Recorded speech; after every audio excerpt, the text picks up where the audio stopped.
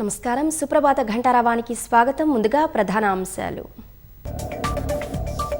ఇరాన్పై విరుచుకుపడుతున్న Israel, America భద్రతా check పాయింట్లపై వైమానిక దాడులు.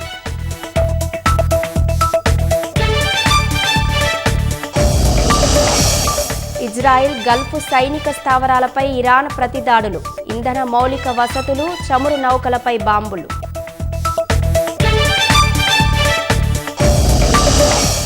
ఇరాన్ అధ్యక్షుడు పెజెష్కియాన్తో మాట్లాడిన ప్రధాని మోదీ. పశ్చిమాసియాలో ఉద్రిక్తతలపై తీవ్ర ఆందోళన.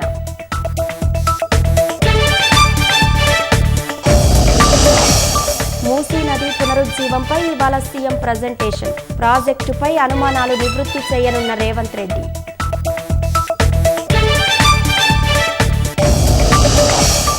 నాణ్యమైన విద్య, వైద్యం అందించడమే లక్ష్యమన్న సీఎం. 1,30,00,000 మందికి బీమా ఆలోచన చేస్తున్నట్లు వెల్లడి.